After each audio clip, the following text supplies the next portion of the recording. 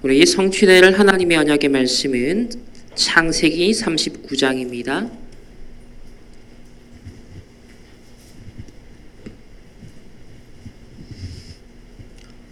창세기 39장 우리 1절에서 6절까지의 말씀입니다.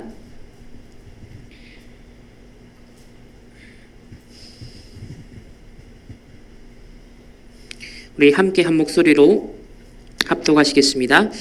요셉이 이끌려 애굽에 내려가매 바로의 신하 시위대장 애굽 사람 보디발이 그를 그리로 데려간 이스마엘 사람의 손에서 요셉을 산이라. 여호와께서 요셉과 함께 하심으로 그가 형통한 자가 되어 그의 주인 애굽 사람의 집에 있으니 그의 주인이 여호와께서 그와 함께 하심을 보며 또 여호와께서 그의 범사에 형통하게 하심을 보았더라. 요셉이 그의 주인에게 은혜를 입어 섬김에 그가 요셉을 가정 총무로 삼고 자기의 소유를 다 그의 손에 위탁하니 그가 요셉에게 자기의 집과 그의 모든 소유물을 주관하게 한 때부터 여호와께서 요셉을 위하여 그 애굽 사람의 집에 복을 내리심으로 여호와의 복이 그의 집과 밭에 있는 모든 소유에 미친지라. 주인이 그의 소유를 다 요셉의 손에 위탁하고 자기가 먹는 음식 외에는 간섭하지 아니하였더라. 요셉은 용모가 빼어나고 아름다웠더라. 그 후에 그의 주인의 아내가 요셉에게 눈짓하다가 동침하기를 청하니 요셉이 거절하며 자기 주인의 아내에게 이르되 내 주인이 집안의 모든 소유를 간섭하지 아니하고 다 내 손에 위탁하였으니 이 집에는 나보다 큰 이가 없으며 주인이 아무것도 내게 금하지 아니하였어도 금한 것은 당신뿐이니 당신은 그의 아내임이라. 그런즉 내가 어찌 이 큰 악을 행하여 하나님께 죄를 지으리까. 여인이 날마다 요셉에게 청하였으나 요셉이 듣지 아니하여 동침하지 아니할 뿐더러 함께 있지도 아니하니라. 아멘. 지금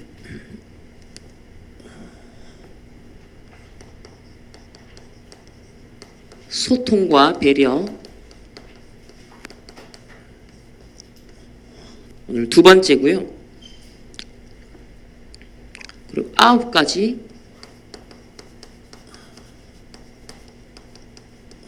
지금 포인트에 해당되는 내용입니다. 오늘 제목은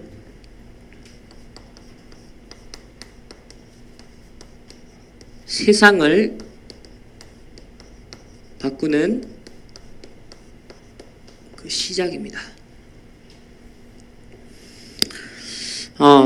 아침부터 우리가 하나님이 중요한 말씀을 또 무게 있는 말씀을 주시는데 우리 보고 하라는 것이 아니죠. 우리가 어떻게 지금 문재인 대통령, 아베 총리, 또 북한의 김정은, 또 트럼프 우리가 뭐 어떻게 이 세상을 지금 하루아침에 바꾸겠습니까? 그래서 오늘 말씀은 뭡니까? 시작이라고 했습니다. 세상을 바꾸는 시작이에요. 지금 CVDIP의 시작입니다. 그래서 오늘 요셉이 갔던 그 언약의 여정이 이제 시작되는 장면을 봤어요. 요셉이 이끌려 애굽에 내려가매. 자, 요셉의 여정의 시작을 오늘 봤습니다. 그리고 우리는 이미 성경을 통하여서 요셉의 끝도 알고 있죠. 그 끝이 어떻게 끝나는지. 요셉이 17세에 노예로 갔는데 30세에 총리가 됩니다. 13년 동안의 CVDIP가 있었어요. 그렇다고 할 때 저와 여러분의 하나님이 이 시대에 원하시는 CVDIP의 오늘 중요한 시작. 우리 WRC 이후부터 계속 본부에서 주시고 우리 강단을 통해 계속 주시는 말씀의 흐름을 우리가 잘 타야겠습니다. 자, 오늘 복음 선구, 자, 구원의 길 선구인데 이제 복음 선구로 통일을 할게요. 자, 복음 선구 말씀을 찾아봅시다. 마태복음 24장 14절 말씀입니다.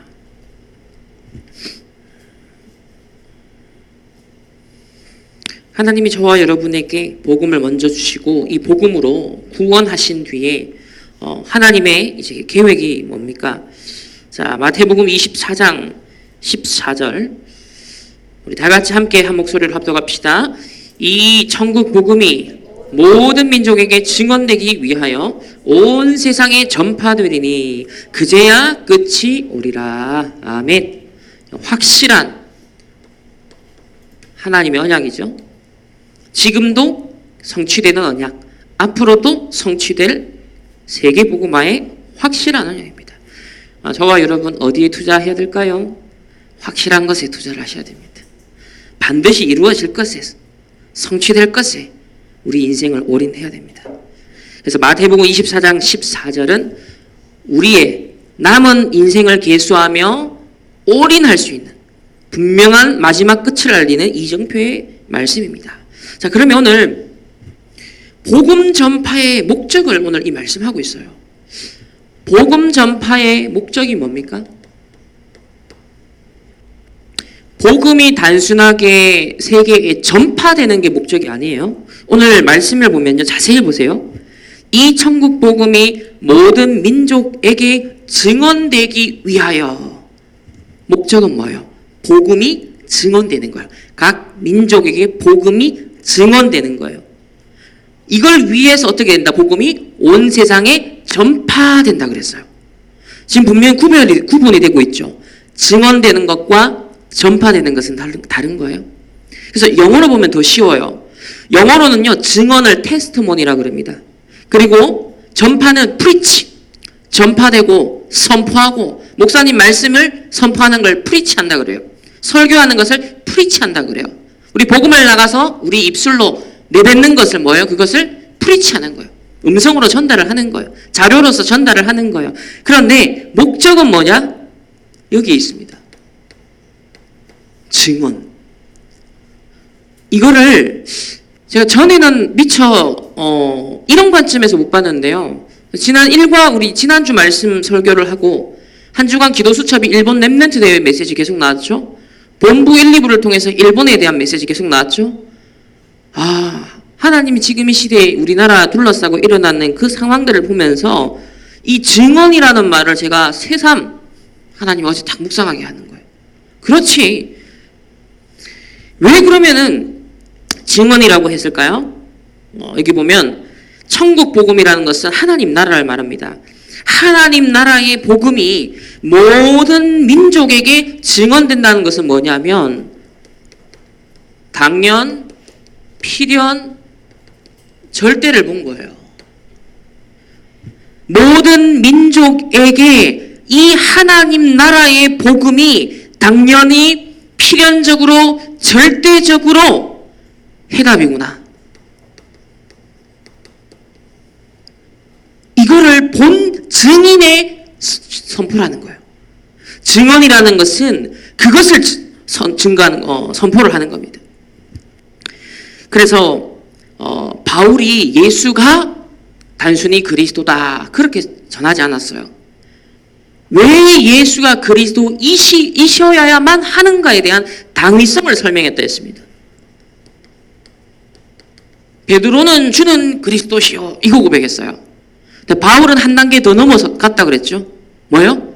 왜 그리스도이어야만 하는가? 그리스도에 대한 당위성.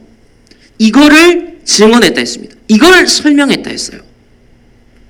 그러니까 단순히 현장 가서 예수는 그리스도예요 이거 아니라는 거예요. 왜 우리 가정에, 왜 이 학교 현장에, 왜 우리나라에, 왜 저 일본에 오직 그리스도이어야만 하는가에 대한 당연, 필연, 절대를 봤다는 거예요. 이게 다른 근본, 질이 다른 지금 복음이에요.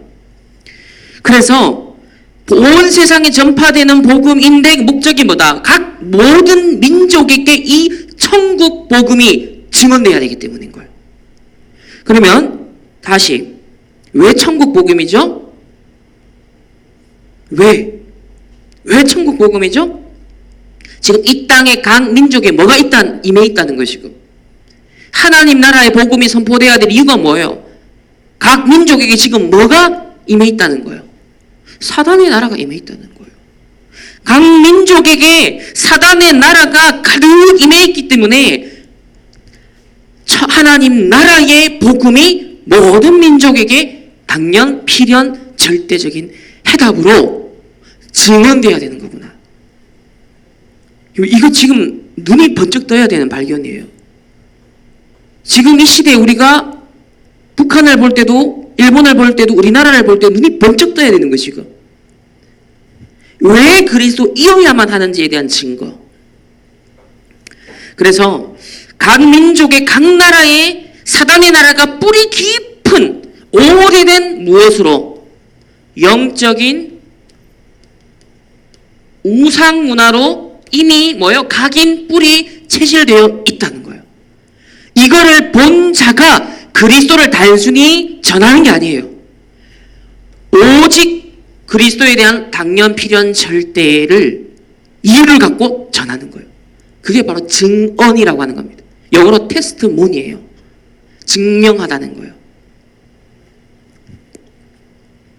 그래서 이 눈을 갖고 우리가 지금 일본을 비롯한 현장을 봐야 된다. 자, 이런 맥락에서 창세기 39장 1절에 오늘 보면 요셉이 지금 어디로 가요? 요셉이 이끌려 애굽에 내려가매. 지금 하나님 오늘 이 말씀 가지고 한번 보세요. 모든 천국 복음이 모든 민족에게 증언되기 위하여 그랬거든요. 요셉이 지금 어디를 가서 증언하려고 하는 보낸 거죠? 애굽에다가. 애굽에다가 노예로 하나님 끌고 갔지만 목적이 뭐다? 복음이 당연, 필연, 절대로 선포되어야만 하는 바로 그 고대 사회에 엄청난 우상 만들어서 전 세계에 퍼뜨린 나라가 이 이집트잖아요. 오늘날 모든 우상의 원형이 거의 이집트에서 나왔잖아요. 그러니까 이 세계화된 우상 현장인 거예요. 그래서 요셉이 이끌려 애굽에 내려가매. 오늘 1절에 보면요. 애굽이라는 것을 명시하는 단어들이 엄청 많이 나와요. 1절 한번 보세요. 요셉이 이끌려 애굽에 내려가매. 거기에 또 애굽의 왕이 뭐예요? 바로죠. 바로의 신하라고 나오고요. 거기에다가 친위 대장이라고 나오고요. 또 애굽 사람이 나와요. 그러면 단 한 절 속에 애굽이라는 이 나라 하나를 지금 설명하는 설명들이 엄청 많죠. 지금 뭐요? 방점이 요셉이 노예로 끌려갔던 거에 초점이 있는 게 아니에요. 그 요셉을 비록 노예로 끌고 갔지만 어디에 집어넣었다? 애굽이란 나라. 그러니까 마태복음 24장 14절 오늘 이 천국 복음이 모든 민족에게 증언되기 위하여 요셉이 이집트에 이 천국 복음이 증언하기 위하여 온 세상에 전파되리니. 근데 요셉은 전파되는 방식이 뭐였다? 노예로 가서 전파되겠다. 노세 시대까지 400년 동안 노예의 상태에 의해서 전파되게 하신 거예요. 그러나 목적은 뭐였다? 증언하기 위해서였어요. 이 이집트의 10가지 우상이 어떻게 세계화됐는지, 그 우상 문화가 어떻게 그 고대 많은 주변국들을 초토화시키고 영적으로 병들게 만들었는지, 그거를 첫 번째 주자로 요셉을 집어넣은 거예요, 거기다가. 그러니까 지금 노예로 갔다 이게 중요한 게 아닌 거예요. 오늘 보세요. 노예로 갔다라는 표현보다 애굽이라는 걸 명시하는 표현들이, 수사들이 훨씬 많아요. 하나님의 강조점이 거기 있다는 거죠, 지금. 증언. 그래서 여러분 지금 똑같습니다. 적용을 하자면 미국을 볼 때도요, 북한을 볼 때도, 일본을 볼 때도, 우리나라를 볼 때도요, 정치인 욕할 게 아니에요. 그 사람들은 그럴 수밖에 없어요. 그리고 그 배경에 대는 것, 뿌리가 뭐다는 걸 우리 지난주에 말씀 나눴죠. 자, 그래서 다시 우리 정리를 합니다. 지난주에 세상을 바꾼 렘넌트. 지난주는 세상을 바꾼 렘넌트예요. 오늘 세상을 바꾸는 시작인데 지난주는 바꾼 렘넌트에 대한 것들을 확인했습니다. 자, 그 세상을 바꾼 렘넌트들이 뭘 봤다? 강대국의 영적 문화를 봤다 했습니다. 오래된 우상을 봤다는 거예요. 12가지 문제가 어떻게 굳어져 있는지를 봤다는 거예요. 그래서 우리 지난주 복음 선구가 뭐였습니까? 빌립보서 3장 20절에 너희의 시민권이 어디에 있다? 하늘에 있다 그랬죠. 거기로부터 그랬어요. 뭡니까? 여러분 세상을 바라보는 여러분 어떤 그 관점을 어디로부터 시작하라? 하늘 시민권, 거기로부터 세상을 보라는 거예요. 일본을 볼 때도, 우리나라를 볼 때도, 세상을 볼 때도요, 세상 기준으로 정치, 경제의 눈으로 보는 것을 넘어서서 뭐다? 하늘의 시민권자, 거기로부터 보라는 거예요. 그래야만 뭐다? 강대국의 우상, 영적 문제를 볼 수 있다. 그래서 가나안 땅에 뭐다? 바알과 아세라는 이신제사 드렸죠. 또 애굽은 태양신을 숭배했습니다. 세계화되었습니다. 또 블레셋의 다곤신, 그래서 그걸 가지고 전쟁을 쳐들어왔죠. 골리앗이. 그리고 바벨론의 너보 신상, 이걸 갖고 우상에 절하게 만들고 포로를 끌고 갔어요. 로마는 뭐였죠? 제우스, 주피터 신전. 이걸 갖고 정쟁을 일삼았잖아요. 또 중세 시대에는 무슨 우상? 마리아 교황 우상. 성인들 내세워가지고 오직 그리스도 없애고 마리아를 통해서 구원받는, 그리스도만 필요한 게 아니라 마리아도 중보자가 될 수 있다는 교리를 만들었잖아요. 틀린 우상. 완전 이거는 신학을 갖고 틀린 우상을 만들어버린 거죠. 그리고 오늘날 미국을 비롯한 전 세계마다 3단체가 문화로 파고들었다. 강대국의 영적. 그리고 중국은 뭐예요? 중화사상. 중국을 중심으로 모든 걸 민족주의로 보는 거예요. 거기에 플러스 공산주의. 중화주의와 공산주의. 이거는 뭐 정치의 형태로 자리 잡고 있는 우상인 거예요, 지금. 그리고 북한은 뭡니까? 주체사상. 공산주의도 사실 아니에요. 변형된 형태의 완전 그냥 종교예요. 북한은 주체사상이 종교입니다, 완전. 그리고 일본의 지금 극우주의. 이 극우주도 단순히 정치 권력, 뭐 이데올로기를 넘어서서 뭐예요? 우상숭배예요. 그래서 두 번째로 이런 나라를 보면서 그 나라의 복음의 흐름을 봐라. 어느 정도 복음화되었냐? 일본은 0.5%밖에 복음화 안 됐다 했어요. 우리나라는 그래도 한때 한 1200만 명까지 기독교인을 찍었죠. 자, 이렇게 큰 차이가 납니다. 그러니까 한 번 복음이 선포됐던 나라하고요, 단 한 번도 복음에 의해서 지배를 받아보지 못한 나라, 특별히 우리 주위에는 어떤 나라들 있죠? 중국과 일본. 이 두 나라는 단 한 번도 복음이 그 나라를 뒤덮은 적이 한 번도 없어요. 이게 무시무시한 겁니다. 어마어마한 재앙의 근거지예요. 이 눈을 떠야 돼요. 그래서 복음의 흐름을 보면서 우리가 그 나라 선교에 대한 전략도 새롭게 짜야 된다. 일본 선교하는 거랑 이미 상당히 기독교가 휩쓴 우리나라에 대한 전도는 또 다르다는 거예요. 그러면서 이게 그럼 우리가 할 수 있느냐? 할 수 없기 때문에 뭘 약속하셨다? 모든 세상을 바꿀 렘넌트들은 특징이 뭐다? 여호와의 영에 감동된 하나님의 사람들이었다. 그래서 호렙산, 그래서 뭐요? 에스겔이 뭡니까? 강해 현장에서, 그 발강가 현장에서 하나님의 영에 감동된, 지금 우리 충만교회를 통해서 담임 목사님 통해 계속 나오는 게 뭡니까? 내가 홀로 있는 그 시간이 가장 중요하다. 서밋 타임. 니 목사님도 이번 여름 PK 지금 그 이후에도 결국 강조하신 거 이거잖아요. 혼자서 기도할 수 있어야 된다. 혼자서 기도할 수 있어야 된다. 이 서밋 타임을 가져야 된다. 그러니까 이 얘기를 하시는 건 이런 것들 다 지금 전제하시는 얘기인 거예요. 제대로 분별하고 제대로 인도받고 앞으로 만약에 어떤 위기가 왔을 때도 우리가 가야 될 미션이 분명하기 때문에 그 힘을 지금부터 길러라는 거예요. 영적인 힘, 육신적인 힘, 정신적인 힘을 길러라는 거예요. 그게 쌓인다는 거예요. 어느 날 갑자기 생기는 게 아니라는 거예요. 쌓이는 겁니다. 영적 문제도 쌓이고 영적 힘도 쌓이고, 그래서 반드시 이 하나님을 향한 말씀을 향한 집중의 시간을 반드시 가져라. 그거를 애통해 하시면서 전도자가 이번에 전도자의 밤을 2번까지 이제 누리셨어요. 그거 전부 다 2번 다 기도에 대한 얘기 했잖아요. 2번 다 기도에 대한 얘기. 1일 3작 뭐예요? 결국은 내 자신에게 적용하면 하루 3번 정식 기도를 말하는 거잖아요. 그리고 네가 하는 공부도, 네 업에 대해서도 학업도 1일 3작은 뭐예요? 말씀 찾고 그거 공부 3번 하라는 거잖아요. 말씀 찾고 하루에 3번은 생각하면서 공부하라는 거잖아요. 그걸 말하는, 결국은 다 서밋 타임인 거예요.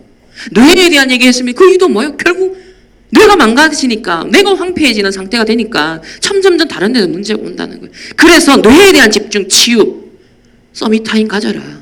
그 얘기를 하시는 하나님의 감동.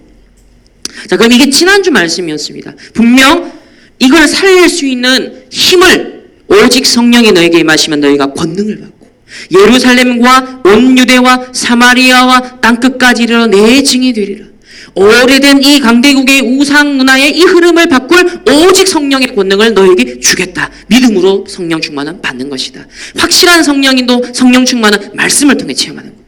정확한 말씀의 인도, 말씀에 대해서 미래를 알려주시고 말씀을 통해 인도하시는 게 보여지면요, 위드 임마누엘 원네스가 되어져요. 가장 확실한 성령 충만이에요. 자, 두 번째 오늘 말씀 봅시다. 그러면 오늘 세상을 바꾸는 시작입니다. 자, 시작이에요. 시작. 내가 바꾸려고 하는 게 아니에요. 지금 시작이에요. 뭐를 우리가 시작해야 되냐? 자, 첫 번째, 모든 문제가 곧 세상을 바꾸는 시작이다라고 전도자가 말씀하셨습니다. 모든 문제가 곧 세상을 바꾸는 시작이다. 자, 예를 들면 요셉은 뭐였죠? 무슨 문제? 가정 문제. 모세는 국가 문제. 다윗은 사회 문제. 또 사무엘은 교회 문제. 또 엘리사 뭐 이런 친구들은 뭐요? 우상 문제. 그리고 바벨론에 포로되었죠. 그리고 속국되었죠. 자, 복음은 우리의 실질적인 삶과 떨어져 있는 그 무엇이 아니에요. 가장 그들이 처해 있는 현실적 상황 속에서 하나님이 선포하시는 복음이고 우리에게 주시는 복음이에요. 적용해야 될 복음이에요. 그래서 가정, 국가, 사회, 교회, 우상, 포로, 속국 이 문제를 다 관통하는 복음이에요. 그럼 오늘날도 마찬가지예요. 여러분의 개인의 삶부터 시작해서 가정과 교회와 우리 국가, 시대, 나아가서 전 세계 글로벌 차원에서까지 거기에 뭐 일어나는 모든 문제를 목격할 때마다, 들을 때마다, 볼 때마다 그것이 복음운동이 필요한 현장이구나. 전도운동 그래서 해야겠구나. 그래서 선교, 그래서 렘넌트 운동 이거 안 하면 절대 안 되는 거구나. 뭐요? 단순히 예수가 그리스도를 선포한 게 아니라 그랬죠? 왜 그리스도이어야만 하는가? 바울이 전한 복음은 다른 차원이었습니다. 그 현장에 에베소 지역에 왜 그리스도이어야만 하는가에 대한 당위성을 증언했다 했습니다. 모든 민족에게 이 복음을 증언하기 위하여 복음이 전파되는 거예요. 그러니까 전파 자체의 목적이 있는 게 아니에요. 증언을 왜 그리스도가 필요한 당위성이 설명되기 위해서 각 민족들마다 고유한 영적 문제 있잖아요. 각 강대국마다 오래된 영적 문화가 있잖아요. 그래서 12가지 문제가 여러 형태로 일본은 일본대로 중국은 중국대로인데 그 나라에 왜 그리스도이어야만 한가에 대한 그것이 증언되는 것. 그게 하나님의 목적이에요. 그게 세계복음화입니다. 이것 때문에 복음이 전파되는 것은 과정이라는 거예요. 그래서 이제부터는요, 모든 크고 작은 사소한 중요한 모든 문제를 볼 때마다 저거 바꿀 시작이다. 우리 가문에 내려오는, 우리 가정에 내려오는 뿌리 깊은 문제, 영적 문제 바꿀 시작이다. 우리 교회, 우리 지역에, 이 나라에 뿌리 깊은 문제를 바꿀 시작이다. 지금 이제 우리 외교 현안, 지금 일본을 보면서도 그 눈을 갖고 봐야 돼요.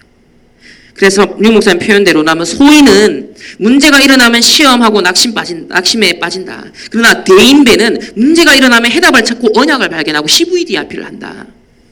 저와 여러분은 소인이 아닌 영적 거인으로, 대인으로, 지도자로서 여러분 확실한 언약 잡고 모든 문제를 CVDRP 시작으로서 여러분 또 언약을 잡으시길 바랍니다.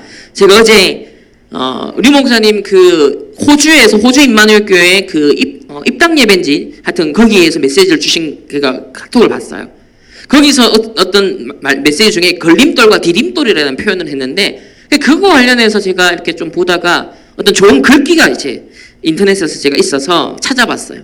그래서 제가 그 페이스북에 올렸는데 이런 내용이에요. 자, 산에 오르다 보면 발 아래에 돌이 많다. 어떤 이는 그 돌뿌리에 걸려 넘어진다. 어떤 이는 그 돌뿌리를 밟고 산을 쉽게 올라간다. 이 돌을 걸림돌로 삼을 것이냐, 이 돌을 디딤돌로 삼을 것이냐. 이게 참 일반적인 이제 교훈의 지혜의 얘기인데 우리가 지금 메시지 흐름 속에 전도자가 계속 우리에게 주시는 메시지, 지도자에 대한 얘기도 해당되는 얘기더라고요. 그렇다. 우리의 모든 문제, 크고 작은 사소한 것 다 삶에서 일상에서 일어난 것까지도 우리는 순간순간에 걸림돌이 있는 거예요. 순간순간에 우리나라의 민족의 상처와 과거의 아픔의 상처와 다 걸림돌이 지금 되는 거예요. 그러니까 이 걸림돌이 되니까 분쟁이 일어나고 갈등이 일어나잖아요. 그런데 복음, 전도, 선교의 눈으로 보면 그게 전부 다 뭐가 된다? 디딤돌이 된다는 거예요. 전부 다 디딤돌이 돼요. 그러니까 요셉이 고백을 보십시오. 형들을 내가 원한을 갖고 막 계속했으면 그게 걸림돌이 됐더라면 형들을 잡아 족쳤거나 죽였거나 했겠죠. 그러나 전부 다 철저하게 디딤돌로. 그래서 애국 복음화를 위해 하나님이 나를 앞서 보냈다라는 한 차원, 두 차원 이미 앞선 복음의 고백을 해요. 이게 복음의 능력이라는 거예요. 그래, 디딤돌.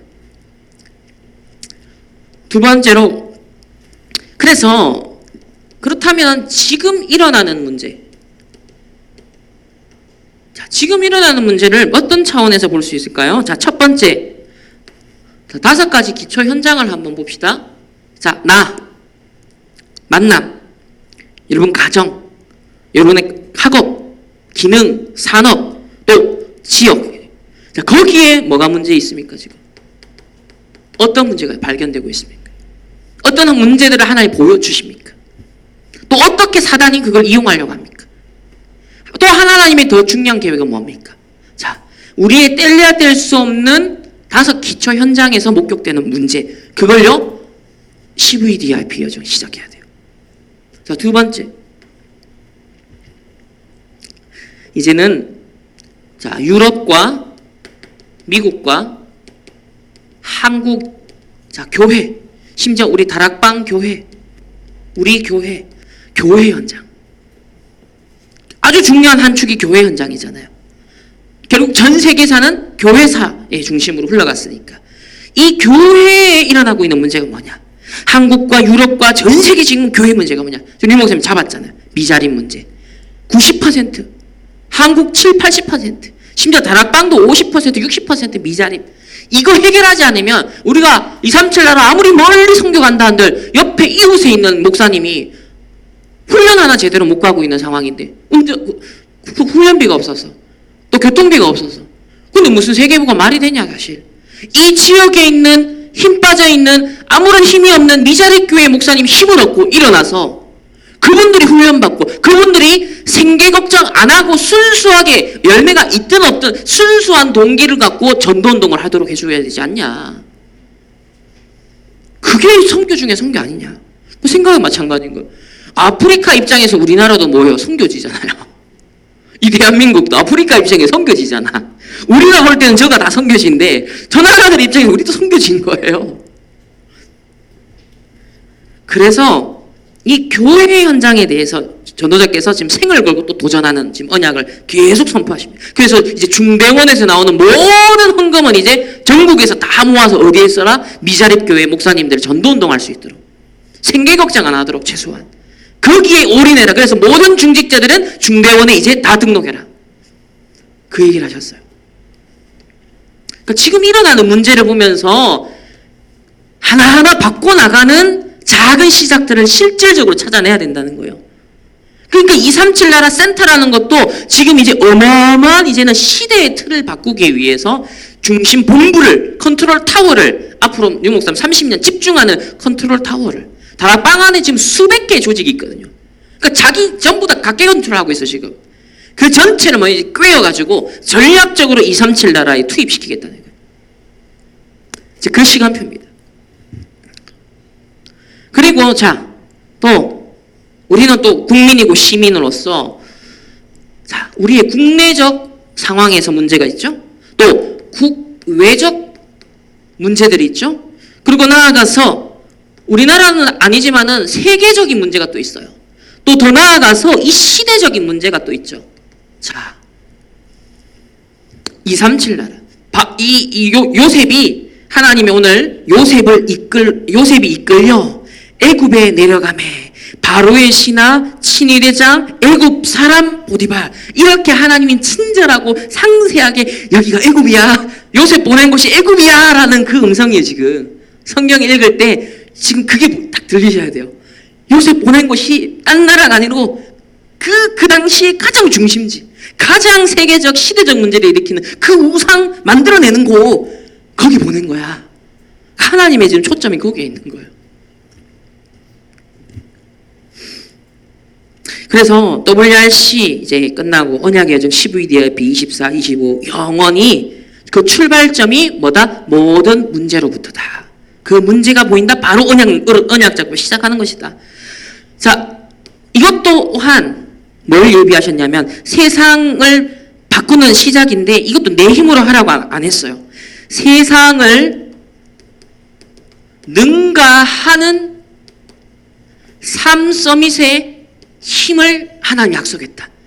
그래서 최우선 순위로 무조건 영적 서밋 해라. 저는 최근에 우리 문재인 대통령과 또 북한과 아베 총리나 뭐 트럼프를 보면서도요, 유 목사님 왜 몇 달 전부터 사실 작년에 랩런트 대회 때 영적 대통령은 될 수 있다 했거든요. 이게 좀 이해가 돼요.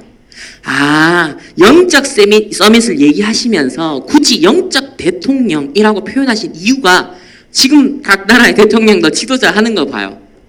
전부 다 뭐요? 자기 유익, 자기 이익, 자기 권력의 틀을 못 벗어나요. 지도자의 그릇이 없구나 진짜. 더더욱이나 영적으로는 완전 맹한 거예요. 이게 우상의 어떤 뿌리 속에서 사단이 어떻게 막 전쟁을 일으키고 시대에 막 재앙을 일으키고 하는지는 아무 관심이 없는 거예요. 그렇기 때문에 우리가 그 각 나라의 지도자보다 실제 대통령보다 우리가 더 우월한, 더 탁월한 영적으로는 서밋이 될 수 있다는 거예요. 그래서 저는 이게 제품 부딪혀 오더라고요. 그렇지. 저 아베 총리가 완전 사단에게 잡혀가 주르고 있고, 야, 이제 국가 지도자들은 정말 사단에게 잡힐 수밖에 없구나. 그렇기 때문에 누가 일어나줘야겠구나. 내가 일어나야겠구나. 일어나 빛을 발하겠구나. 내가 일본을 왜 기도해야겠구나. 와, 대통령을 왜 기도해야겠구나라는 이 영적 내 신분을 찾게 되는 거예요. 진짜 그 사람들의 맹한 부분을 보고 나니까요. 그리고 이게 계속 더 커질 것 같아. 그게 보이니까 아, 일어나 파수꾼 돼야겠구나. 그래서 조금 더 시간이 지나면 기능 서밋, 더 랩런트들이 좀 더 시간이 지나면 문화 서밋이 된다. 그렇게 얘기하셨습니다. 자, 세 번째로 오늘 세상을 바꾸는 시작이라 그러면서 구체적인 실천을 얘기했어요. 빨리 확인할 것 세 가지. 랩런트들이 빨리 확인할 것 세 가지. 이거는 실천, 아주 구체적인 실천입니다. 자, 첫째, 높이, 깊이, 넓이, 뭘 보든지.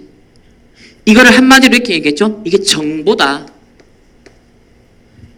이게 영적을 떠나서 높이, 깊이, 넓이, 이 정보에 있어서 틀려버리면 안 된다는 거예요. 확실한 정보.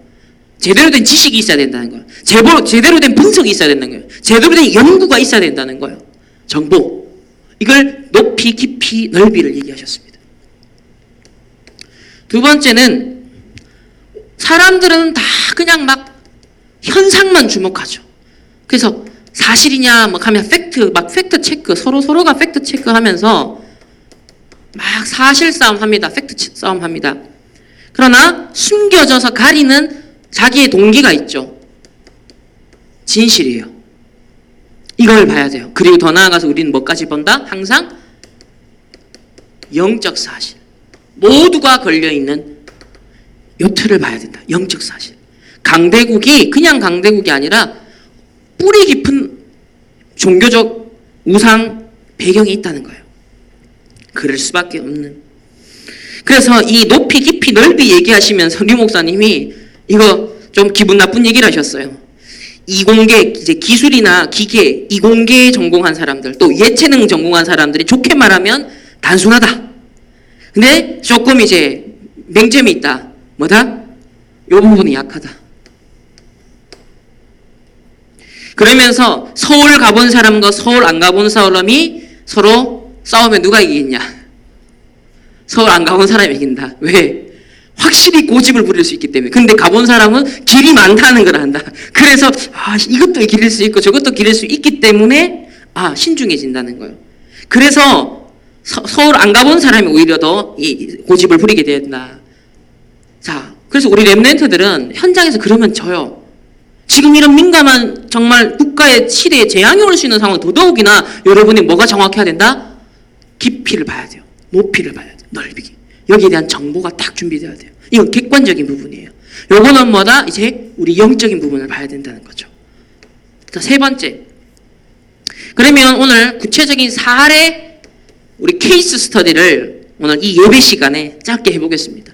빨리 확인하라. 세 가지를 확인해라. 정보를 확인하라 그러니까 여러분이 현장 가서 이거 확인할 시간이 없으시니까 제가 도와드릴게요. 오늘 이 시간에 이제 카톡 우리 기쁨이가 카톡에 우리 교회 카톡방에 올린 그 사진 31장이 올라와 있습니다. 펼쳐보십시오.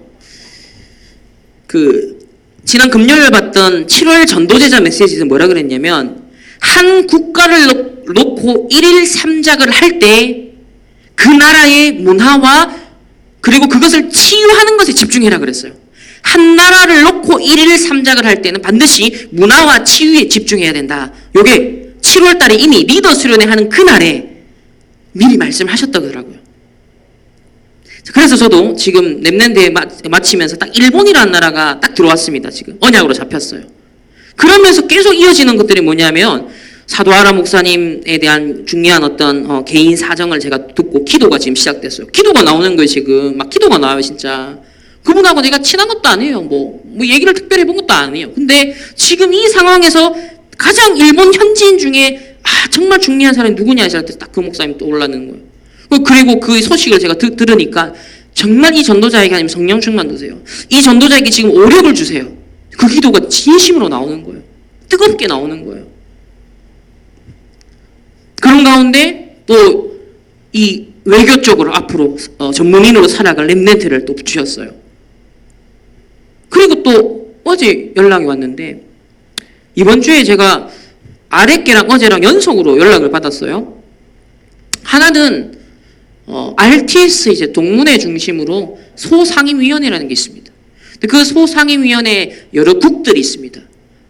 근데 그 국 중에서 이제 신학국이 있는데 그 신학국의 그 국장님이 저한테 연락이 왔어요.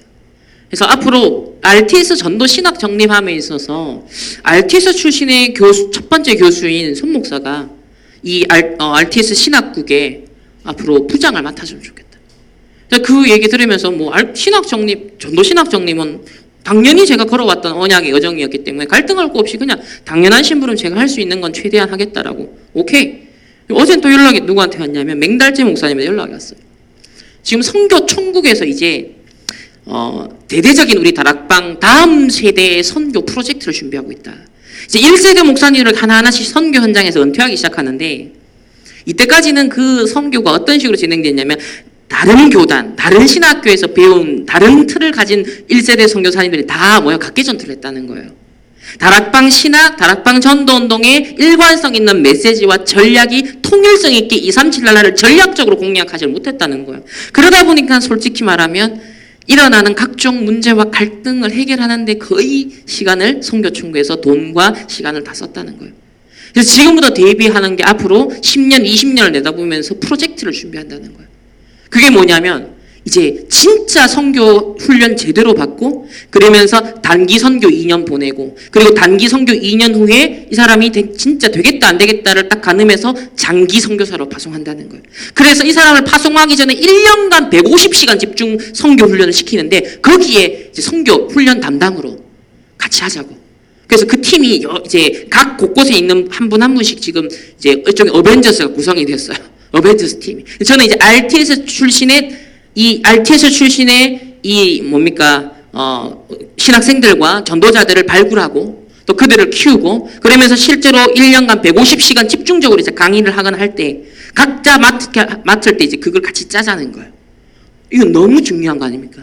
지금 시점이 어느 시점이 237 나라를 놓고 일본 선교에 대해서 눈이 열리고 일본에 대한 깊은 영적 세계관이 열려지는 이 시점에 선교에 대해서 앞으로 차세대들을 150시간 교육 1년간 교육시키는 그 집중 속에 저는 참 어제 그냥 막 이동하면서 전화를 받아 그런갑다 하고 지나갔는데 어젯밤에 곰곰이 의미를 제가 생각해 봤어요. 왜 이 시점에 이렇게 연락이 자꾸 올까? 그리고 지난 렘넌트 대회가 끝나자마자 하나님이 눈을 뜨게 하신 게 지금 일본과 관련돼서 전부 다 선교의 눈으로 세계관을 계속 보게 하고 강대국에 대해서 그 계속 보게 하면서 237 나라에 대해서 하나님 계속 생각하게 하고 또 사도하라 목사님에서 기도하게 했고 하나님의 그거 통하는 시간이었구나 집중된 이번 주에 다 연락이 오는 거예요. 그러니까 파송될 선교사님들의 3단체에 대해서 각 나라의 3단체를 알아야 된다. 각 나라의 뿌리 깊은 우상과 틀린 복음 아닌 다른 세계관이 어떻게 뿌리 깊게 내려오고 있는지 알아야 된다. 그거 저보고 역할을 해달라는 거예요. 그럼 당연히 고민하고 당연히 언약 잡고 가는데 CVDIP가 지금 뭐예요? 하루하루 다르게 계속 지금 그 살이 붙여져 가고 있는 거예요. 그래서 유목성 뭐라고 했냐면 얼마만큼 정확한 언약을 잡느냐. 리더 일관. 모든 CVDIP의 핵심은 뭐다? 정확한 언약. 하나님이 이 시대의 지금 시점에 가장 중요하게 보는 언약이 뭐냐에 집중하는, 그게 가장 중요하다고요. 얼마만큼 붙잡은 말씀이 정확하냐는 거예요. 그래서 오늘 세 가지 빨리 높이 깊이 넓이 보라고 했기 때문에 보겠습니다. 자, 그 사진, 첫 번째 사진, 그 30장 있는 그 첫 번째 89페이지 한번 보십시오. 89페이지 다 열려 있습니까? 열려 있어요 지금? 89페이지? 다 열었죠? 찾으셨어요? 우리 곽 집사님 찾으셨어요? 아, 됐습니다. 이성무 권사님 혹시 찾으셨습니까? 예림아 좀 도와줘. 자, 89페이지. 자, 밑에 줄 거 있는 부분 보세요. 일본을 일단 영적으로 이해하면 일본의 신도를 알아야 돼요. 그 제목을 보세요. 깜짝 놀랍니다. 일본인의 내면에 새겨진 그릇, 신도. 지금 뭐라고 써놨죠 위에? 각인된 틀. 일본의 뿌리 깊이 내면에 각인된 틀이 있다. 그게 신도라는 종교예요. 신도라는 세계관이에요. 자, 그럼 밑에 읽어볼게요. 자, 이처럼 신도는 수많은 신을 숭배하면서 인간의 불행을 막고 복을 기원하는 주술의 세계다. 동시에 인간의 본능이 방해받지 않고 자연스럽게 표출되는 세계이다. 많은 신은 서로 갈등하거나 배척하지 않기 때문에 지역적이며 개별적이고 특수한 것이 집합된 세계이다. 동시에 주술과 본능의 세계다. 여기에는 개별적이고 특수한 상황을 초월하는 원리가 존재하지 않는다. 다시 말하면 절대적인 게 없다는 거예요. 그래서 전체를 아우르는 초월적인 원리에서, 자, 다음 페이지. 원리에서 생겨나는 보편적 가치, 절대적 진리가 결여되어 있다. 그래서 윤리 체계나 도덕이 발달하지 않았으며 하물며 철학은 말할 것도 없다. 그래서 인간의 본능이 철학과 보편적 가치에 의해 규제되지 않는다. 그러니까 일본의 특수성이 뭐냐면요, 한 번도 도덕과 철학, 심지어는 절대적인 어떤 가치, 보편적인 가치로 통합된 적이 없는 나라예요. 이 나라가. 뿌리 깊은 신도라는 이 우상 종교 속에서 한 번도 윤리, 철학 이런 걸 통해서 집합적인 정신을 가진 적이 없는 거예요. 그러니까 뭐요? 그 중구난방 기준이 없는 거예요. 절대선도 악도 없다는 거예요. 이러한 주술적이고 본능적인 것, 다시 말하면 보편적 가치가 발달하지 않은 것이 신도의 세계관이다. 이것을 토착적 세계관이라고 부를 수 있다. 다시 말하면 이제 미개한 세계관이라는 거예요. 토착적 세계관은 원형이 크게 훼손되지 않은 채 고대를 관통하면서 일본 사회에 강인하게 살아남았다. 이 신도의 세계관은 일본인 내면에 각인되어 수많은 철학과 고등 종교의 변형을 일으키는 원본과도 같은 역할을 하고 있다. 보세요. 신도는 지금까지도 원본이라는 거예요. 일본을 정의하고 일본 사람들을 좌지우지하는 원본과 같은 역할을 지금 하고 있다. 그럼 반드시 신도를 알아야 돼요. 그러면서 밑에 보십시오. 저 밑에 단락. 불교가 일본에 전파가 됐지만 이 불교가요, 불교에 있는 어떤 교리와 가르침이 싹 빠지고 어떻게 되면 주술화됩니다. 그리고 제사장으로서의 천황이 이미 존재를 하고요. 4세기부터. 이러한 신도적 세계는 일본을 이해하는 굵고 튼튼한 뿌리다. 그래서 신도적 세계가 왕권 강화의 실패와 연결되었다는 객관적 배경을 이해해야 된다. 자, 다음 보겠습니다. 자, 다음에 그 밑에서 5번째 줄 마지막 단락을 한번 보세요. 자, 일본의 특징이 뭐냐면 모든 것이 집단화된 사회에서 집단 안에서만 생존할 수 있었다. 구성원이 물질적으로나 정신적으로 보호받을 수 있는 더 큰 세계가 존재하지 않고 마을, 촌락 등의 어떤 집단으로서만 이 일본이 존재를 했었다는 거예요. 그러니까 우리나라는 왕정체제였잖아요. 왕정체제에서 나라의 틀을 형성했던 게 조선이었어요. 우리나라였어요. 근데 일본은 그렇지 않았어요. 절대 왕정시대가 일찍 무너졌어요. 그러면서 사무라이 시대가 700년 있었습니다. 그러니까 각 부족, 각 마을끼리 치열한 경쟁이 일본은 끊임없이 700년간 뭐 했다?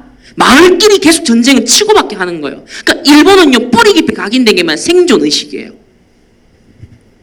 그래서 그 집단 공동체를 벗어나면 죽음이다. 그래서 일본의 문화가 뭐예요? 굉장히 체면과 집단 속의 개인을 가두는 그 틀이 굉장히 강해요. 심지어는 뭐 일본인, 그 IS에 일본인이 참수당했을 때도 그 부모가 울지 못했어요.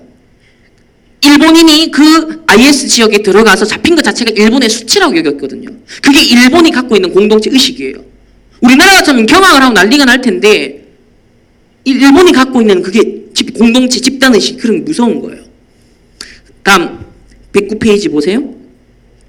자, 109페이지 보면 제목을 보시면 강자 중심 무서운 생존 본능의 사회, 절대 정신, 어떤 도덕적이고 보편적이고 절대적인 정신이 결여된 사회에서 지속되는 전쟁. 그러니까 왕조 국가, 절대 권력이라는 중심이 있는 왕조 국가에 비해서 사무라이 사회는 압도적인 권력이 결여된 만큼 계속 끊임없는 전쟁의 연속이었다는 거예요. 서로 경쟁하면서. 그리고 맨 밑에 줄 밑에서 두 번째 보세요. 일본 사무라이 시대의 전라는 일본의 고대라는 바탕 위에서, 제가 치면 신도라는 이미 고대 세계관의 바탕에서 일본 사무라이 시대가 열렸다는 거예요. 그래서 일본의 고대는 절대 정신, 보편적인 가치가, 절대적인 진리가 결여되고 주술적이고 본능적인 것이 그대로 살아있는 사회라는 거예요. 그래서 일본의 사무라이 시대 전라는 바로 이러한 고대 사회를 배경으로 해서 지속되었고, 지극히 본능적인 이익이 중심되며 전체를 통괄할 수 있는 정신이 결여된 사회에서 지속이 되었다. 그래서 그 밑에 한 줄 내려와서 여기서 파생된 여러 의식이 여전히 오늘날 일본 사회를 구성하고 있다. 자, 다음 페이지.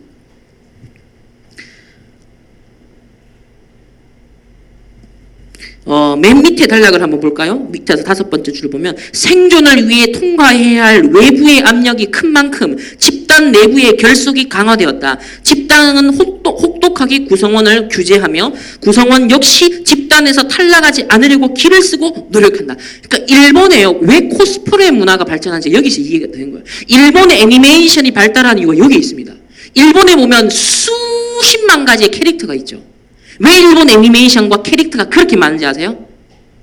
캐릭터의 특징이 뭐예요? 자기를 드러내는, 자기 개성을 표출하는 거예요. 다시 말하면 이 집단의 틀 속에 억눌려 있었던 인간의 자율성을요, 마음껏 내가 있는 모습 그대로 풀어헤칠 수 있는 자기 코스프레인 거예요. 그래서 일본에 보면 막 이상한 분장하고 막 남자들이 이상한 옷 입고 다니고 여자들이 막 이상하게 입고 다니면서 막 캐릭터처럼 하잖아요. 그게 이 뿌리 깊은 집단 문화 속에서 개인이 무시되어 왔고 캐릭터, 개성이 무시되어 왔던 것 속에서 그걸 반작용으로 뿌리 깊게 이제 나타난 게 바로 코스프레 문화입니다.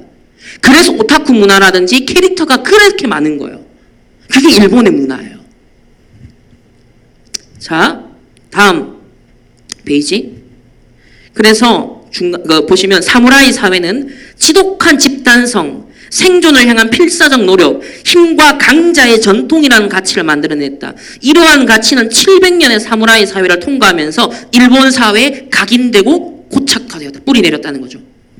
그래서 평화를 잠시 이룩했던 에도 막부에서도 약간의 변화는 있었지만 여기에서 벗어나지 못했고, 강자와 생존의 논리를 지닌 집단사회라는 사무라이 사회의 가치는 절대 정신이 결여된 주술과 본능의 세계라는, 그러니까 최악인 거예요 지금.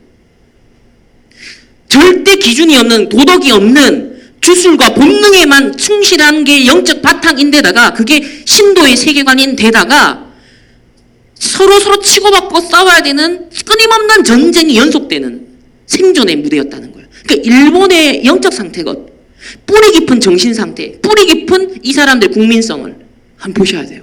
왜 일본이 이게 심각한 문제가 되는지. 그래서 그 밑에 계속 읽으면 사무라이의 사회 가치는 고대가 이미 형성해 놓은 신도의 세계관 속으로 힘차게 흘러들어가 결합되면서 일본을 구성하는 본질적인 기반이 되었다. 자, 다음 페이지. 여기 보면 할복에 대해서 나옵니다. 할복이 어떤 의미가 있는지. 할복살인 알죠? 자살하는 거. 자, 중간에 위험과 사륙이 난무하는 곳이기에 사무라이 사회는 죽음을 가벼이 여기고 전사의 이름을 후손에 남기기를 미워하고 권장했다. 집단과 함께 죽는다는 의식도 발전했다. 그 패전이 명백해졌을 때 패자인 사무라이가 손에 손을 잡고 바다에 집단적으로 들어가 몰사하는 장면이 군기문학에서 자주 나온다. 그 밑에 줄 제가 진하게 그었는데 보면 할복 나오죠. 할복은 죽음이 최고의 무용으로서 권장되고 죽음까지도 죽음과 함께 한다라는 충성이 강조되는 가운데 탄생했다. 배를 갈라서 자살하는 할복은 오랜 고통으로 죽음을 지연시키는 지극히 끔찍한 방법이다. 임금이 있는 곳을 향해 예를 갖춰 부복하고 사약을 받는 문치주의의 한국과는 대조되는 현상이다. 할복에는 끔찍하게 죽어 원령이 되어서라도 적을 괴롭혀 이기겠다는 마음이 포함되어 있다. 일본이 왜 가미가치에 스스로 자살 폭탄이 되어서 2차 세계대전 미국의 전함들에게 이거예요. 가미가제 스스로가 폭탄에 의해서 전투기들이 부딪혔던 것. 스스로 자살 폭탄했다. 이건 겁니다. 할복. 죽어서라도 귀신이 되어서 괴롭히겠다라는. 그러니까 일본의 뿌리 깊은 영적 신도 세계관 속에서요. 무서운 겁니다. 이 나라에 보고만 안전하면요. 엄청난 거예요. 지금 앞으로. 지금까지는 일본이 발톱을 감췄어요. 그러나 지금부터 뭐요? 극우로 갑니다. 이제는요. 힘을 본격적으로 이제 드러내기 시작해요. 다음이요. 그래서 용맹스러운 죽음은 경제적 실익을 가져왔고 존경을 받게 되었다. 그런 사회에서 죽음은 독특한 것이 된다. 사무라이에게 죽음은 예술의 대상이 되고 미학으로까지 발전했다. 많은 군기문학에서 이를 다루었다. 그래서 이 죽음의 미학을 앞발에 장렬하고 용감한 행동, 그 어떤 처참한 미학, 처참미, 비장미, 말이 안 돼. 우리가 볼 때는 무슨 처참함의 아름다움이 있냐 싶지만 일본은 그런 식으로 지금 그려낸다는 거예요. 그래서 많은 영화들과 애니메이션이 그렇게 잔인한 거예요. 자, 다음 넘어가서 그 죽음의 미학을 표현한 영화 신라곤을 예를 봅시다.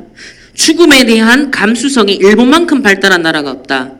신라곤은 각자 가정에 있는 중년 남녀가 불륜을 맺다가 현실에서 이루어질 수 없는 막다른 골목에 이르자 함께 자살하는 이야기다. 불륜의 거의 모든 장면이 섹스 그 자체인 것도 일본적이지만 마지막 자살 장면은 바로 저거구나 하고 숨이 멎을 정도였다. 일본 사무라이 사회가 발달시켜온 죽음의 미학 그대로 온몸으로 전해졌다. 함께 묻어주십시오 하는 유서를 남기고 절정의 순간에 청산가리를 탄 와인을 나누어 마시며 죽어간다. 그 장면은 죽음 그 자체가 주는 아름다움이 너무도 눈부셔서 불륜을 압도하고 빨아들여 그들의 아름다운 죽음 이외의 모든 것을 잊어버리게 했다. 이 영화는 일본에서 대단한 인기를 얻어서 영화 속 주인공들이 마지막으로 묵었던 가마쿠라 호텔이 붐비고 청산가리를 타는 데 사용했던 와인이 동이 날 정도였다.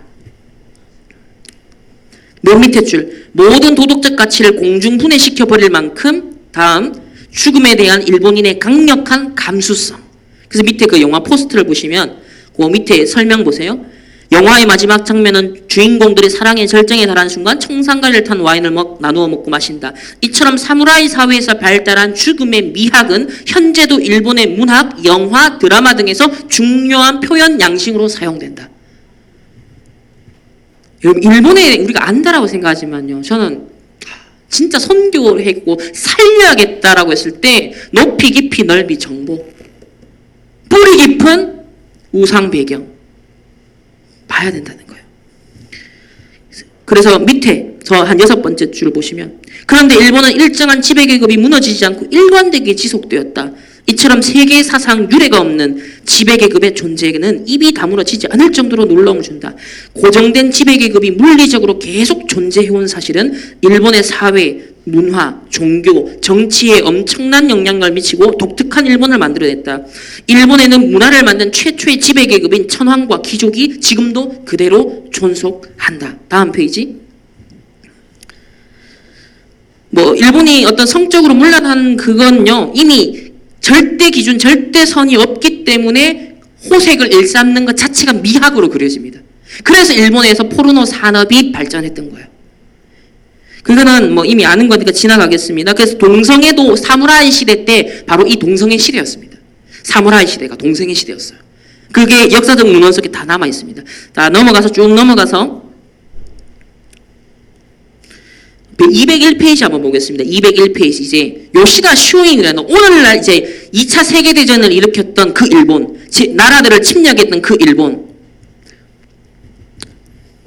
요시다 쇼인이 이제 렘넨트 운동을 합니다. 이 사람이 30살에 죽는데 불과 3, 4년 렘넨트 운동을 했는데 이들이 메이지 유신, 즉 일본의 근대화를 이루는 주체 세력이 됩니다. 그리고 2차 세계대전을 침략하는 그 주체 세력이 됩니다.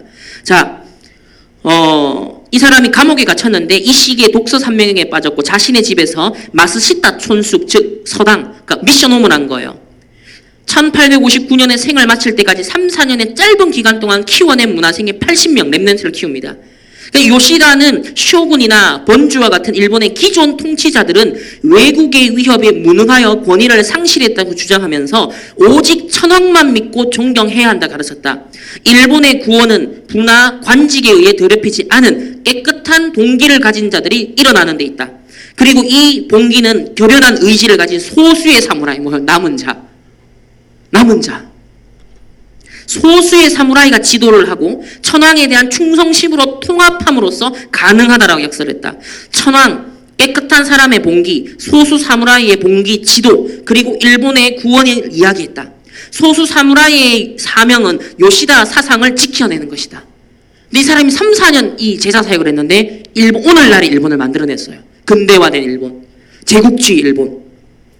그래서 국가를 위하여 자신의 모든 것을 희생시킬 수 있을 정도의 완전한 헌신을 사무라이에게 요구를 했다. 자, 다음 페이지. 넘어가겠습니다. 또 넘어가겠습니다. 229페이지 보겠습니다. 마지막으로 229페이지. 신화의 표상 천황. 자, 굴궁대부터 볼게요. 천황은 막부를 타도하고 새로운 정부를 만드는 구심점이었다. 메이지 유신 지도자들은 언제나 천황이라는 깃발로 자신의 행동을 정당화하고 막부를 타도할 수 있었다. 메이지 정부 지도자들은 서양 열광을 시찰하면서 그 강대함의 배후에 그리스도교가, 기독교가 있음을 알고 일본도 정신적 구심점이 필요함을 절감했다. 정부는 신화의 표상으로서 천황을 국민적 정체성으로 삼고 그것이 사회 곳곳에 그물망처럼 퍼지도록 심혈을 기울였다. 근대에 이르러 비로소 천황은 일본 국민과 민족의 정체성의 핵심이자 신성불가침한 절대의 군주로서 본격적으로 신격화하기 시작했다. 두 줄 내려와서 근대의 천황은 신도, 천황의 장기 존속이라는 일본의 오랜 역사적 전통의 기반 위에서 만들어진 것이다. 만약에 신도라는 역사적 전통이 없었다면 근대 천황은 탄생하지 못했을 것이다. 천황은 일본이 정체성의 핵으로 선택할 수 있는 거의 유일한 길이었다. 천황과 신도에 연결되는 다음 페이지. 오랜 역사를 통해 정치 권위의 원천으로 존속해 왔다. 자, 신도는 일본 역사 속에서 종교로 또 문화와 정치의 중심으로 지속되어 온 압도적인 전통이었다. 원시 신앙을 버리고 보편적인 4대 종교, 유교, 불교, 기독교, 이슬람교를 수용했던 다른 나라들과는 달리 일본에는 원시 신앙인 신도 세계관이 지속되었다. 지금도 일본은 전국의 8만여 개 신사에서 각 가정에서 그리고 조그마한 가게에서 대기업에 이르기까지 무수한 많은 곳에서 수많은 신들을 섬긴다. 천황은 그렇게 연속되어 온 신앙 체계 속에서 존속할 수 있었다. 천황은 4세기 일본사에 등장한 최초의 왕으로서 아마테라스 오미카미를 조상신으로 모시고 있는 종교적 군주였다. 12세기의 새로운 지배자 사무라이는 천황을 죽이기는커녕 자신들의 권력을 정당화하는 근거로 삼았다. 세 줄 내려와서 일본 사회에서 신들의 숭상은 지속되었고 민중은 그 신 가운데 아마테라스 오미카미를 영험한 신으로 받아들였다.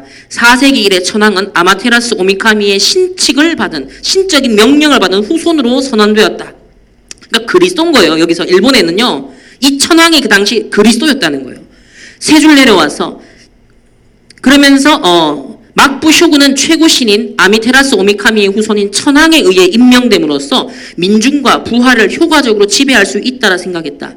일본 역사에서 천황이 정치적 정통성의 원천이 아닌 적은 단 한 번도 없었다. 사무라이 사회의 쇼군이 그랬던 것처럼 근대에도 신과 천황은 정통성의 원천이 되었다. 자, 국체의 성립을 보겠습니다. 재앙을 물리치는 부적과 같은 신. 근대화 이전의 민중에게 아마테라스 오미카미와 천황은 재앙을 막아주고 복을 가져다주는 자연스러운 신앙의 대상이었다. 그래서 쭉 내려와서 밑에서 6번째 줄을 보면은 일본 민중에게 천황은 재앙을 물리치는 부적과 같은 신이었다. 자, 신성한 절대자로서 이제 근대 천황제가 창출됩니다. 메이지 정부는 전통적인 천황으로서 상징성이 부족하다고 생각했다. 영험한 부적 같은 신에 불과한 것이 아니라 천황은 신 중의 신인 아미테라스 오미카미에게서 옥, 칼, 거울이라는 3종의 신물을 받아서 이제 신적인 어떤 신성한 물건을 받았다는 거예요. 그래서 일본 전국을 강림한 현인, 그러니까 다시 말해 천황은 일본에 지금 이 땅에 내려온 그리스도와 같이 현신이라는 거예요. 현인신. 그리고 일본궁의 신성한 통치자임을 대중에게 각인시키고자 했다. 이는 일본 서기와 고사기에 나오는 신화이다. 이 신화를 당시 지배계층이나 지식인은 알았지만 민중은 거의 몰랐다. 민중에게 재앙을 물리치고 복을 가져다 주는 신, 주술로서 테라스 오미카미와 천황이 주는 관심사였다. 그러나 천황과 아미테라스 오미카미가 영험한 신이라는 인식도 너무 분명하게 새겨져 있었다. 그러면서 다음 단락에 보면 메이지 정부는 민중의 마음에 각인된 것을 토대로 신화를 열심히 주입하여 천황이 일본국의 신성한 통치자임을 알리고자 했다. 천황은 일본국을 강력히 통치하는 정치적 군주이면서 동시에 무궁한 신성을 가진 자였다. 그렇게 교육을 통해 민중이 신성한 절대 권력자 천황을 수용하게 된다면 국가의 어떤 위급한 일이라도 일사불란하게 극복할 수 있을 것으로 생각했다. 무책임하게 떠드는 반대자들을 손쉽게 할 수도 있었고 궁극적으로 부국 강병을 이룩하여 당당하게 일본이 강대국의 반열에 설 수 있을 거로 생각했다. 메이지 정부는 신화 속의 천황을 민중에게 알리기 위해 모든 노력을 다했다. 신사, 학교, 군대 등 모든 현장을 활용했다. 그래서 우리 모든 현장을 IoT화해라. 국가 신도. 우리는 역사적으로 일반에게 가장 익숙한 신사를 활용하고자 했다. 한 마을에 하나의 신사를 정하여 잡다한 신이나 부처, 예수 등을 없애고 하나의 수호신만 남겨 천황과 아미테라스 오미카미 등 국가가 공인하는 신을 모시도록 했다. 이를 위해 신사를 관리하는 신관 등을 국가에서 관리하는 공무원으로 삼았고 전통적으로 자연스럽게 숭배해오던 기성 및 신생의 수많은 신들을 천황과 관련된 신 중심으로 광대한 종교적 질서를 다시 재창출했다는 것. 그러니까 오직 유일성 재창조를 했다는 것, 지금 천황을 중심으로. 다음 페이지를 보시면 위에서 세 번째 줄에 보면 주요 신사를 국가의 신사로 삼았다. 아마테라스 오미카미를 모시는 2세의 신궁을 중심으로 신사를 통폐합하여 이들 신사의 행정과 재정을 국가가 관리하도록 했고 신사 참배를 비롯한 신도의 제사를 국민의 의무로 만들어 신의 정점에 아미테라스 오미카미와 천황의 조상이 있음을 각인시켰다. 천황을 위해 싸우다 목숨을 잃은 사람을 국가의 신으로 모시고 제사를 지내도록 하여 야스쿠니 신사도 이 2세 신궁과 더불어 중심 신사가 되도록 했다. 역사적으로 일반인에게 가장 익숙한 신사를 정리함으로써 천황은 아미테라스 오미카미의 신척을 받고 일본을 통치하는 신성의 절대 군주임을 국민의 뇌리에 심어주고자 했다. 이에 더불어 야스쿠니 신사를 중심으로 하여 국민을 이제 신의 백성으로 삼아 천황에 대한 충성을 유도했다. 그 각인이 계속 일어났다는 거예요. 다음 페이지. 신화 속 천황과 애국의 연결. 교육 현장에서도 신화 속의 천황을 열심히 가르쳤다. 1890년 메이지 천황의 이름으로 교육에 관한 칙어를 발표하고 전국 각 학교에서 예배, 봉독하도록 했다. 교육 칙어에서는 천황은 일본 땅을 신칙으로 다스리는 유구한 왕이며 국민들은 애국해야 한다 하였다. 교육 칙어는 학교 교육의 기본 원리로서 소학교 6년간 암송되고 봉독되고 예배되었다. 또한 일본 서기, 고사기 안에서 유리한 문장들을 취하여 장중하고 신비스러운 문장으로 천황이 신성함의 근거인 신칙을 만들어서 국정교과서에 실어 교육하였다. 그리고 군인 칙유도 만들어 군 복무 3년간 암송하게 했다. 군인 칙유 역시 천황의 신성함과 신성한 천황이 대원수로서 직접 군을 통수함을 말하고 천황에게 절대 복종할 것을 내용으로 한다. 메이지 헌법에서도 천황의 신격성과 절대 권력을 법적으로 정당화한 바 있다. 소학교의 수학여행은 황거, 2세 신궁, 야스쿠니 신사, 교토 등 천황과 관련된 역사적인 장소를 의무적으로 방문토록 했다. 그래서 지금도 일본 방문해보면 신사에 반드시 누가 와요? 애들이 반드시 오죠. 그 교육이 지금 계속 각인되고 있는 거예요. 그러니까 이 일본이 제국주의로 각 나라를 침략하기 전에 40년간 이 교육이 진행됐다는 거예요. 지금 40년의 결과가 엄청난 각인 속에서 전쟁을 일으켰던 거예요. 그 종교는 핵폭탄으로 끝난 겁니다. 그래서 이처럼 메이지 정부는 천황이 신성한 절대군주라는 사실을 다양하게 섬세한 방법으로 끊임없이 가르쳤다. 천황은 3종의 신기, 거울, 칼, 옥을 갖고 각지를 순행하면서 아미테라스 오미카미의 자손으로서 만세 일개의 황통을 입고 있음을 과시했다. 또 단발의 서양식 복장을 하여 무지한 대중이 천황을 따라 문명개화하도록 유도했다. 그러면서 이제 잠복된 극우성. 메이지 정부는 천황을 국가 정체성의 핵으로 삼아 근대화라는 그리고 험난한 파고를 넘어 구국 강병을 향해 나아갔다. 국민이 신성한 천황을 우러러보면서 복종한다면 근대의 난관을 보다 쉽게 돌파하리라 생각했다. 실제로 메이지 정부의 의도대로 천황은 국가 정체성의 핵이 되어 국민의 재능과 활력을 결집하여 동아시아에서 유일하게 근대화에 성공했다. 청일전쟁과 러일전쟁에서 승리하면서 천황에 대한 존중은 더욱더 깊어갔다. 신들의 숭상이 압도적으로 지속되는 사회에서 천황이 권위의 원천으로 이용되는 것은 자연스러웠다. 다만 차이가 있다면 근대는 천황이 지닌 신화적 요소를 고도의 권력으로 더욱 확대 강화하여 국민 속에 효과적으로 각인 뿌리 체질시킬 수 있었다는 점이다. 그러니까 지금 다시 극우 정부라든지 극우가 힘을 얻게 되어지면요, 이 각인 뿌리 체질이 일어나는 거예요. 그래서 지금 역사 교과서에서 이 교육들이, 이 각인 전쟁들이 일어나고 있는 겁니다.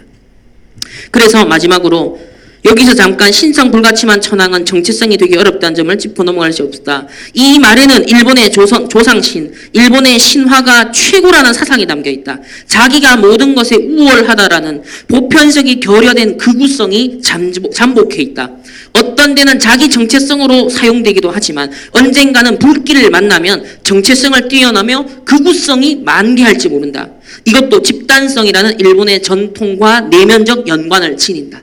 그러니까 지금은 발톱을 감추고 있다가 불길을 만나게 되면 일본이 뿌리 깊은 흐름이 드러난다는 거예요.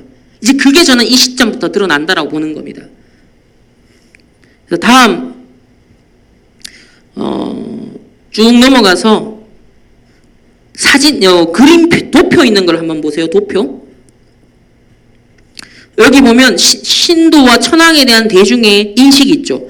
평소에는 신도와 천황이 정체성이에요. 그냥 그 나라의 정체성이에요. 극우성이 장보되어 있어요. 잠복해 있어요. 그런데 위기가 오면 이것이 절대화됩니다.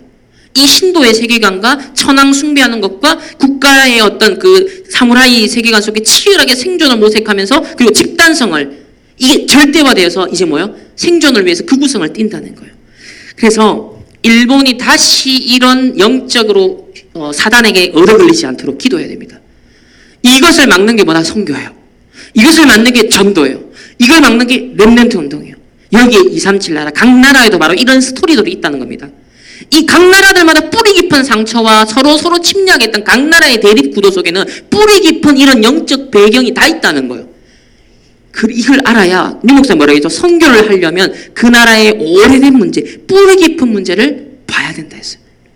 오늘 일본에 대해서 짧지만은 높이 깊이 넓이에 대한 우리 간단한 정보를 확인했어요. 일본에 대해서 왜 기도해야 되는지, 저와 여러분을 왜 앞서 전도자로 부르셨는지, 이런 언약 잡고 이 세상의 틀을 바꾸는 시작이 저와 여러분에게 시작되기를 예수님의 이름으로 축원합니다. 기도하겠습니다. 주님 감사합니다. 우리를 렘넌트로 불러주시고 세상의 권력자들, 대통령들, 지도자들이 알지 못하는 하나님 그 영적인 부분을 보게 하사 하나님 영적 지도자로 영적 대통령이 되어서 이 시대의 재앙을 막고 선교의 세계관을 가지고 하나님 전 세계의 재앙을 막고 이 복음을 증거하며 정말 이 시대에 하나님 원하시는 세계복음화 언약을 이루는 주역으로 우리를 불러주심을 감사합니다. 하나님 우리의 정체성을 확인하며 237 나라를 살리는 하나님 그 언약의 여정 CVDIP 속에 우리의 업과 우리의 헌신, 우리의 인생, 우리의 학업이 있게 하시고 여기에 정말 언약 138 속에 집중하는 속에 우리의 신분과 권세를 사실적으로 누리며 영적 서밋 타임을 가지며 하나님 한 시대에 정말 세계복음화 하는 데 쓰임받는 모든 민족에게 이 복음의 당위성을 증언하는 데 쓰임받는 우리 렘넌트들이 될 수 있도록 축복하여 주옵소서. 감사드리며 살아계신 예수 그리스도 이름으로 기도합니다. 아멘.